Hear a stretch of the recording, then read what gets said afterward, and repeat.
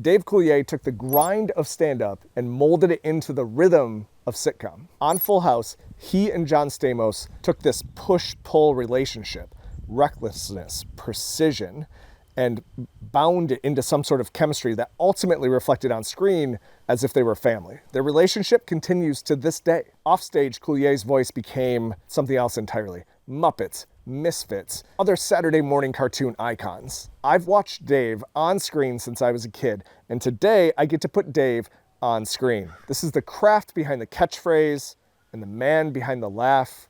Dave Coulier on SEARED. Enjoy. And so we had kind of a director who was cheerleading us on. That's great. Because he knew the timing of physical comedy so well. When you shoot that stuff in front of a live audience and you're hearing those laughs Oh yeah, I didn't think about that. from 400 people sitting up in the bleachers, you know, wow, we're really crushing this moment. Yeah. And all of our hard work that we put into this physical comedy is paying off.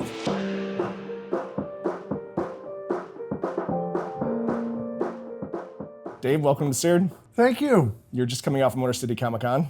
I am. I'm surprised I still have my voice left. You sound good. Well, thank you. Thank you. You're the first person to say that today.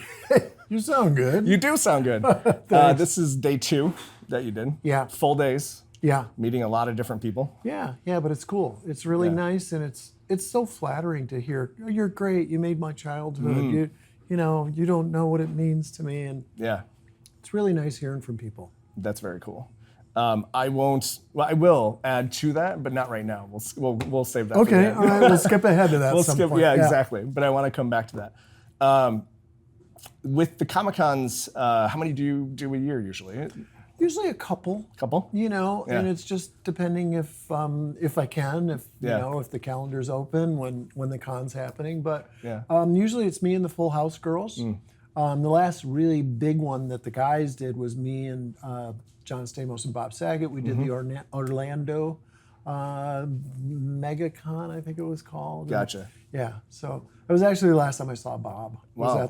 Was at that con. Wow. So it was pretty special. That is pretty special. Yeah. Did you go to cons before that with the 3 of you? Yeah, I had been to one of them before that. Okay. Yeah. So.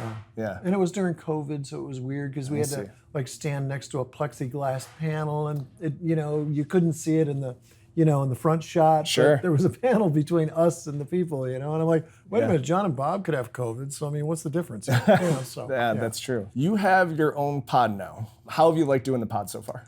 I really like it because it gives me a chance to watch Full House episodes. I never watched the show. Yeah. And so going back now, I'm kind of figuring out why people like it so much. Yeah.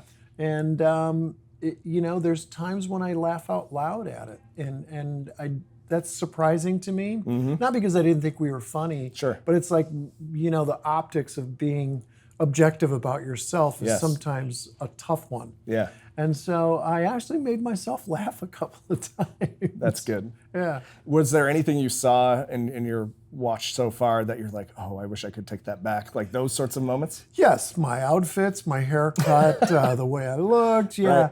No, I wouldn't trade it for the world. Yeah, great experience. It was, somebody once told me that being the star of a hit network sitcom is the best job in show business. And I've worn a lot of hats in show business, and I couldn't agree more. It was just, it was a magical thing to be able to be a part of. That's very cool. I think you had Jeff Franklin on your first episode, is that correct? Yes, yeah, I did. And I think you cited that he was responsible for at least early parts of your career, correct? Yeah, and you know, he and I and Gary Shandling met many years before Full House. And so I knew Jeff before I went into the audition for Full House. And just always thought, this is a really nice guy, you know? So I didn't know at the time that I'd be working with him someday on a hit show. But Jeff is one of the sweetest, nicest guys, and is just so calm. I mean, when you're on a set with me and Bob Saget, and there's 150 people on the crew, and they're all kind of watching us, and we're goofing around, Jeff would just let us go. He would just let us go and make everybody laugh, and then, you know, but he was never a guy that was like, hey, come on, we need to, he was always like, you guys, what am I going to do with you guys? And he would just laugh. That's great. And that's how it was. I mean, and that free spirit kind of propelled the show to be what it was. Was that, having that type of leadership, was that not only refreshing, but did that give you more creative freedom? They gave me a ton of creative freedom. So in the first season, during the run-throughs with writers and producers before the network and the studio comes in, Right. we would run through the show scene by scene, and I was always trying to get funny little ad-libs or jokes or characters or voices or some kind of physicality into the comedy. Right. And at first I thought, wow, I'm really veering off script. But you listen to those writers and producers laughing on the stage, and afterwards they go, what was, when I first did Cut It Out, they're like, what was that weird little thing that we laughed at? And I go, it's Cut It Out. And they go, okay, we're going to write a bit for that. And in the early years, they would come to my stand-up shows, and they would watch my shows, and they would incorporate that stuff into scripts. Got it. And then by season 2, they learned to trust me. And so because I was always using that stage as kind of an open canvas to paint on, by season 2, they'd say, Dave will come up with something funny here. In the notes. Yes, and it was such a luxury. It was like showing up at the most wonderful toy box in the world, and you had every toy at your disposal. Yeah. So it was a magical experience for me. There's personal elements of the comedy that you brought to the show through what you just described, but then there's also the chemistry you had with Bob and John, right? With everybody. We adored those kids. Yeah. And we treated Candace and Jody and Mary-Kate and Ashley like they were our own. And Scott Winger when he, finally came on, and Andrea Barber, Kimmy Gibbler. We really revered our relationships with them. And Bob and I met here in Michigan when I was just 18 years old. Wow. And I was a, newbie club comic. And he was coming through on a Comedy Store tour, and I saw him on stage that night, and I just thought, I want to be that good, because he was that good. Polished. Yeah, he was just so funny and had such a magnetic stage presence.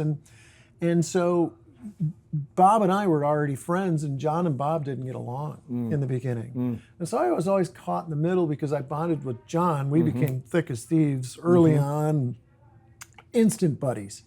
And then Bob was kind of like the straight man on the show. Right. And here I would walk into the room and do something crazy and get the big, huge laugh and exit the scene. And then Bob had to sit on the couch and tell the girls, it's not good to lie. Right.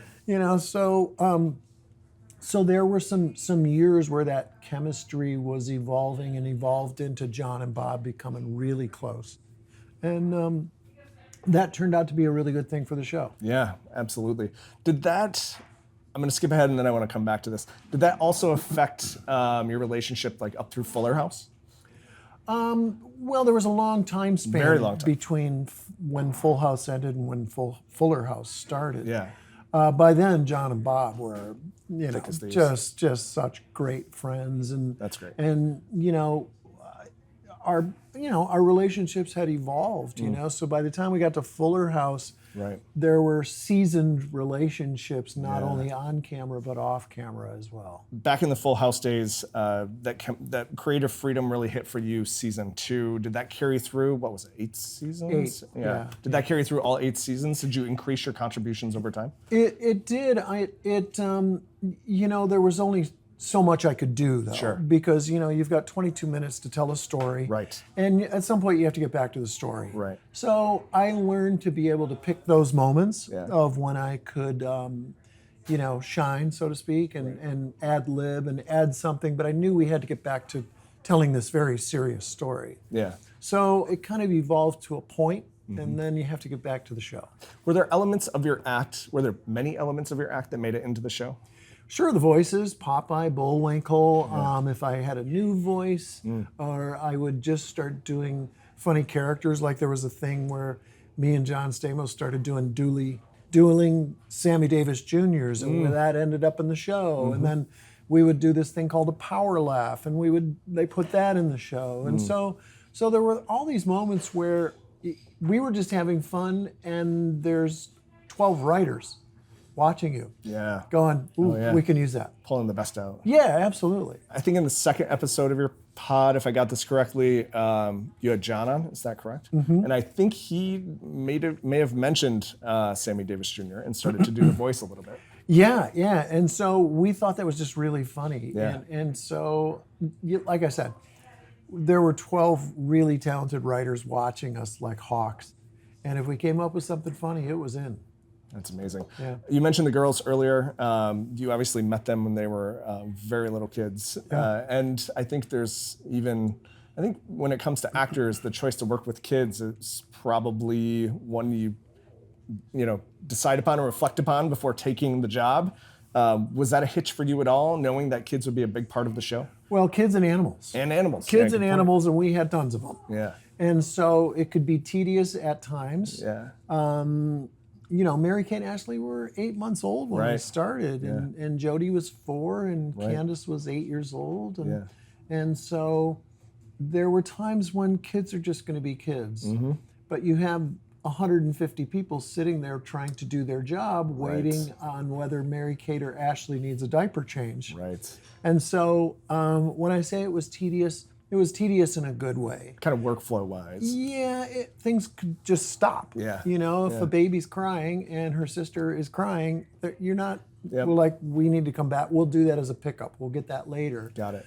And so when I say tedious, it's just sometimes you need to let kids be kids. Yeah. Because that's a really big environment with Warner Brothers for sure. and with ABC, and they are there to be professional kids. Right. And That's a I good think point. we were kind of the buffer zone for that. So we would all kind of rally with the kids. Like if they were having a tough time, we'd say, hey, listen, can we stop for a minute? Because that's good. Jody's having a tough time, or this is really tough on Candace, or Yeah. Mary-Kate and Ashley just aren't having it. Yeah. But it was family.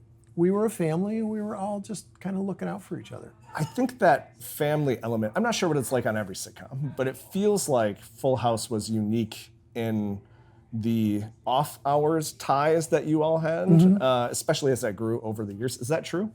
Yeah, we liked each other so much that we would spend, all of those months shooting 24 episodes. Mm-hmm. And then John and I, on our vacation, we'd go to Hawaii together. And we'd go to Vegas. Or, after work, we would go out somewhere and just have a blast. And so, and we would do things, take the kids out to, somewhere fun, or, go have a fun lunch, or John had barbecues at his house, and it really was a family element that, when you say compared to other shows, I don't know any other shows That's fair. that are like that. Yeah. And we always had the reputation of having like the most friendly, fun set. So other actors that were at Warner Brothers, the Family Matters cast, would suddenly come over to us and they'd want to just hang out, or, other actors that were working on movies would just come over just to kind of, hang out and like, what's this show all about? Like, they're having so much fun. It was an element that you can't cast. You can't recreate it. It just kind of was a moment in time where it happened. Occurred organically, and Yep. you were better for it. And you can't fake chemistry. I noticed in your podcast that when Jody would talk about her mom or her dad, you would say, is her dad's name Sam? Is that right? Sam. You would say their name. Like, you would say, oh, your dad's Sam. Yeah. And I think you said maybe Bob's sister Gay, right? Yeah, Sister Gay, yes. And then he had another sister, Yes, Andy. Andy. Yeah. So what impressed me about all of that is, I think it's one thing to say we were family, we were tight. I think it's another thing that I hear in your voice, like, all the details of these people's lives, and it's very clear. We spent time together. Yeah. Bob was doing stand-up in Detroit, and he went over to, I wasn't there, and he went over to visit my dad. Yeah. And, That's so cool. My dad took him down into my room down in the basement at his house and Yeah. said, I'll show you Dave's room where he built his own bedroom down the basement. And Bob was there, and Bob That's so called cool. me and said, I'm sitting here with your dad. He just showed me your bedroom. And then he made a couple filthy jokes, and that was Bob. And that was Bob. Yeah. So between the Full House and Fuller House years, did you maintain that relationship over time? It sounds like you did. It sounds like you guys were. We're still your best. we're still very close. Yeah. Like I said, John Stamos is coming here next Saturday. He just said, I miss you and I want to come and hang out with you. And That's nice. so he's flying here to Detroit from California. I'm sure there's going to be some Joey and Jesse sightings around the Detroit area. But that's just a friendship that is born out of pure chemistry. Working together closely too. I mean, you forge bonds differently in the trenches, so to speak, than you do in other areas of life. And a lot of people work together on TV shows and they can't stand each other. And there's egos involved. Yeah, that's a good point. Why are they getting all the good scenes and why is he getting the jokes? And I don't think he's funny or I don't think she's funny or what, and there's just, you hear these stories and we're like, wow, that wasn't our experience at all. That's fascinating. Yeah. They're bringing some babies in right now. I hear. Just so that, We've got some surprise guests. Kind of like a Full House episode. So we're gonna just really baby it up here. That's so right. Feel at home. We even kind of have a kitchen vibe here, as if absolutely. We're trying to can you fly in the Full House couch too? Just do that. get comfy, put a stairwell behind us. Yeah. I mentioned earlier I was going to wait to heap praise upon you, just to not make it awkward up front. But to me, the show. So I have a 13-month-old kiddo now, and I've found the scene, the first episode with the diaper changing, with you and John and one of the twins. To me, that became real life about 14 months ago. Like it just became awkward and fun and interesting, and you're seeing this human being for the first time in a different light. It's just. It was all the things, like all the emotions, etc. We, on the pilot episode, John and I kind of improv that whole scene. It was a great scene. And we had a wonderful director named Joel Zwick, who has directed everything. And Joel had worked with Robin Williams, and he had worked with Bronson Pinchot and Mark Lynn Baker on Perfect Strangers. Yeah. He'd worked with Penny Marshall and Penny and Cindy. And so he knew physical comedy. I see. And so when John and I were putting this together, he's go, run with it. That's really funny. Keep going. Yeah, spin the baby, do the towels, And so we had kind of a director who was cheerleading us on. That's great. Because he knew the timing of physical comedy so well. And so when we were putting that all together, you can't script that. No. You can't say they're going to do this, they're going to do that. It was just physical comedy that we loved doing. Yeah. And when you shoot that stuff in front of a live audience and you're hearing those laughs Oh, yeah. I didn't think about that. from 400 people sitting up in the bleachers, wow, we're really crushing this moment. And all of our hard work that we put into this physical comedy is paying off. You would have, as a road comic, you would have that instinct, you're hearing the laughs, it's setting your timing, you're understanding the crowd. So you would take that to the sitcom world. That was probably different for John, though, right? Coming from the acting world to sitcom? It was, yes. Bob and I were both stand-up comics. So Tom Miller and Bob Boyett and Jeff Franklin said, we're going to shoot this show live in front of an audience because we got Bob and Dave and we want those guys to hear the laughs. John had come from a different place. So John kind of John and I pulled each other to the middle. He was such a consummate actor. He really had acting chops. Yeah. So he knew those cameras and he knew all the nuances of moving on a stage and how the slightest little movement, if you're right here, that slightest little thing has to be tiny and you'll get a reaction. So he knew all those nuances where I was a stand-up guy, so everything was, like I was on a stage. And he's like, hey, you don't need to be big. That camera's going to see whatever you do. So I had to learn how to structure myself. Interesting. Because there's 4 cameras looking at you and you have to be pointing the right way and you have to turn and fire your joke. Right. And so it was a learning process for me, and I pulled John to the center with comedy. Just doing balls out like, John, we got to really put the throttles down here. Let's go for it. Yeah. And so he had this reckless abandon when it came to the physical comedy. So cool. And so we kind of really just kind of helped each other in that way. Yeah, that's very interesting. When after 8 years on the show, came to the towards the last seasons, when did you feel like you hit your stride with the show? Let me ask that first. I really felt like we really kind of hit a moment, and I think it was probably when the show moved from Culver City at Lorimar, where Sony Studios is. Yep. We moved to Warner Brothers. Got it. When we moved to Warner Brothers, we had already become, a huge hit. Yeah. But we were at Warner Brothers now, and it felt like the show became more for us. It was really, really organic. Yeah. It was just like we knew that stage so well. We knew our characters so well. We knew the stories so well that the timing just became, we could, and that's when they made us from a 5-day work week down to a 4-day work week. Oh, wow. That's how efficient we were. And so that was a really cool thing. It saved Warner Brothers a lot of money.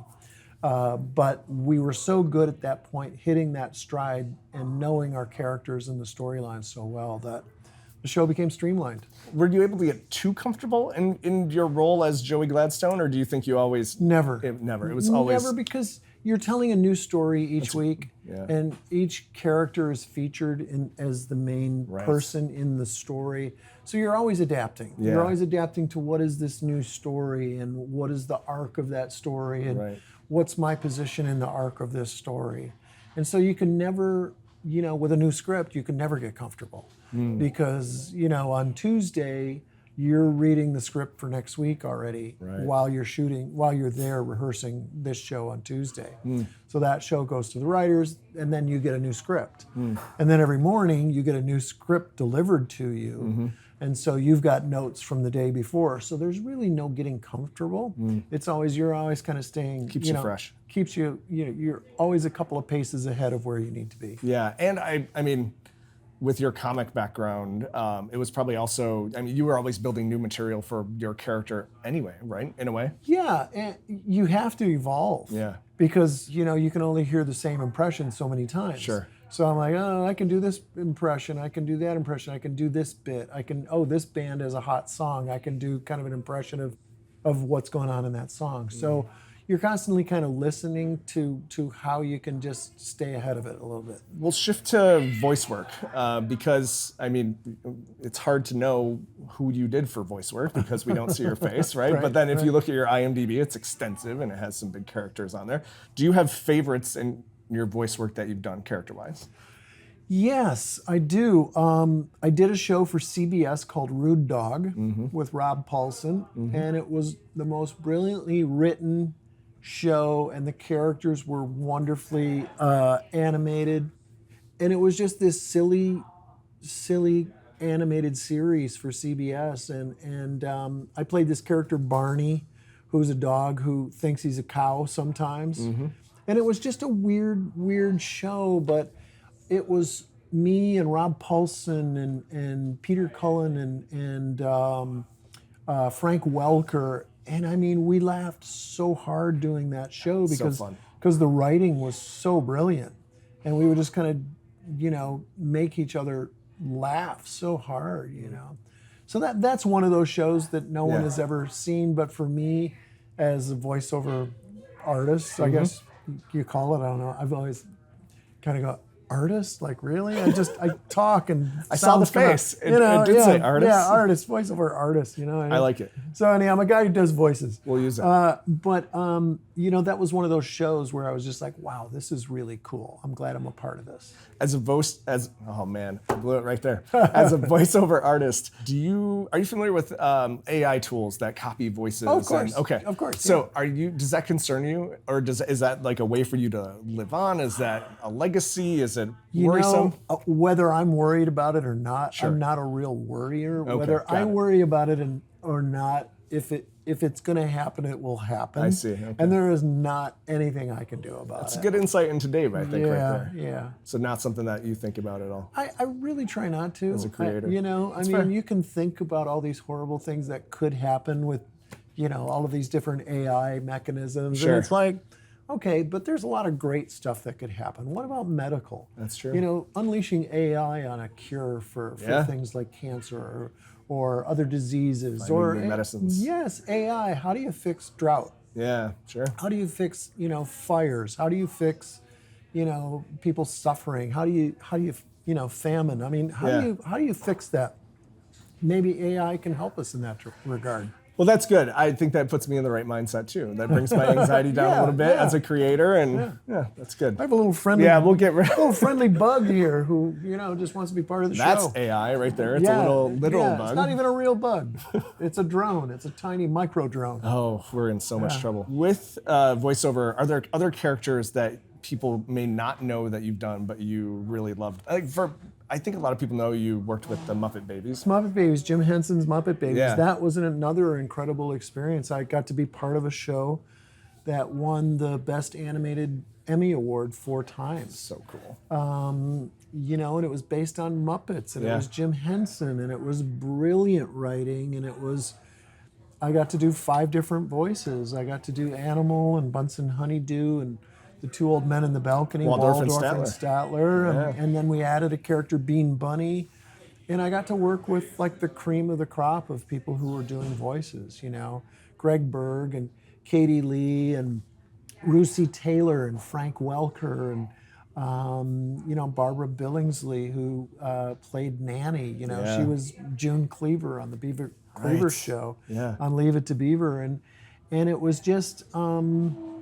It was really a time when I thought to myself, how lucky am I that I get to work on a Jim Henson show with Jim Henson's sensibilities. And the great part about that is that I still to this day carry a lot of, Jim on my shoulder, where if I'm writing something and it's family based, I kind of hear that voice of, why is this funny? Yeah. And, when you see Kermit the Frog on the Muppet Show fly across the screen and then Fozzie's, that's just funny.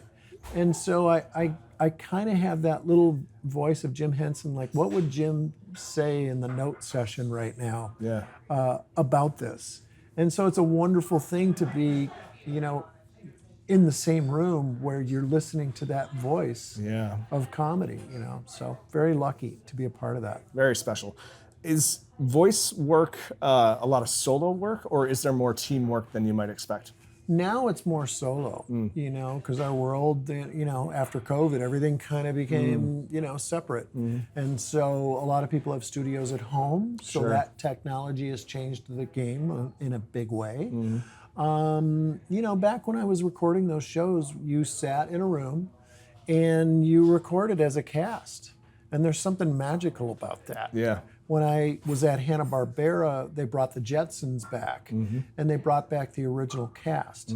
So it was Gene Vanderpyle, Janet Waldo, Mel Blanc, Dawes Butler, George O'Hanlon, and I went there, and there was Mel Blanc and Dawes Butler, who I just adored. Sure. I mean, I was sitting in the room with Bugs Bunny and Yosemite Sam and Tweety Bird and oh man, that's incredible. I mean Elmer Fudd, and it just keeps going and going when you get to Dawes Butler, Pixie and Dixie and Huckleberry Hound and all these wonderful voices. And Mel smoked in the studio. I'd never seen anything like that, but he was Mel Blanc. And so he would sit on the other side, and I was there with the cast. Yep. And there's Mel, and he's behind his podium with his script there, and you just saw smoke coming up. And I was like, they're letting him smoke? It's Mel Blanc. Yeah, we're going to let him do whatever he wants. Who else could? But behind that podium, you would hear Mr. Spacely's voice. "Oh, Jetson, not a bad idea, George." And it was just kind of like, wow. And I still have the script that everybody signed from that day. So cool. And, it's a different world that I'm referencing in terms of recording, but it was analog. It wasn't digital. Yeah. And so I got to be fortunate enough to transition from this analog to a digital world. Right. Both of them were extraordinary. And I got to be a little part of that history. Did you have a studio set up at home for your voice work? I do. The best stuff that records is me with a laptop on my chest. Yep. And I lay in bed with the microphone sitting on my chest. Yep. And it's a little USB, and it gets the most amazing sound. That's awesome. And it's just like, wow, how simple is this, Has the simplicity of recording increased how much recording you do for voice work over time, or? Or you pick and choose at this point? Yeah, it's kind of when it rains, it pours. Right. And then, it goes away for a while, and then it comes back, and you go, oh, this is cool, and then it goes away. And so, but the technology hasn't changed the frequency. Okay, got it. That's a good answer to that question.